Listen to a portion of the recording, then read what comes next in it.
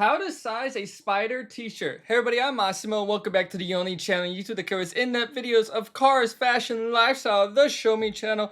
And today we're gonna go over the sizing tutorial for a Sp5der t-shirt. You guys absolutely love the support on all the sizing guides I do, so I figured why not continue with one of the most popular t-shirts that's gonna be coming around this summer. So before we get into the guide, be sure to like and share for that YouTube algorithm, as well as subscribe. Any support would just be awesome. Now let's get right into it.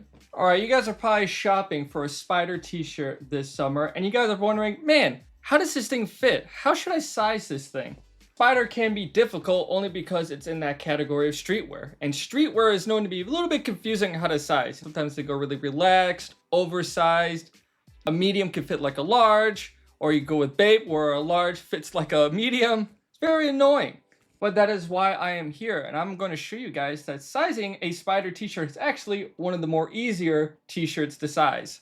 I'm now going to show you guys by putting it on body. Alrighty, so here's what the Sp5der t-shirt looks like on body. And as you can tell, this is a streetwear shirt that actually fits pretty normal.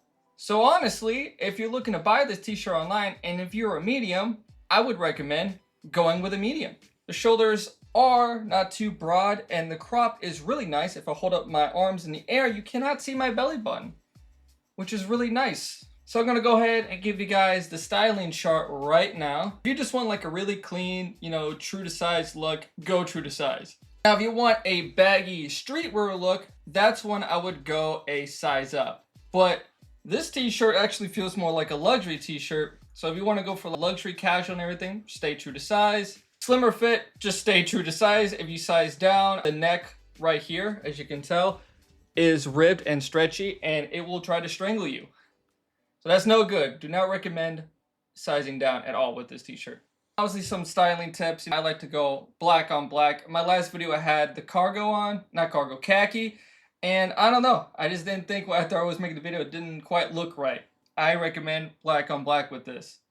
Trying to give a whole phantom look, and maybe you can go with a little bit pop. So I would wear something like maybe the Jordan 4 Breads here, where just a little bit of red will kick off your outfit.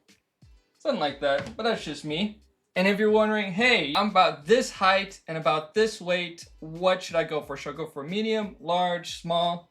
Well, I got you guys. So if you're about 5'4", 5'7", and that low 100-pound range, 120, 145, get a little taller, I recommend a medium. If you're 5'9", 145 over 170 pound-ish, get a large if you're about 6 foot and pushing over 175.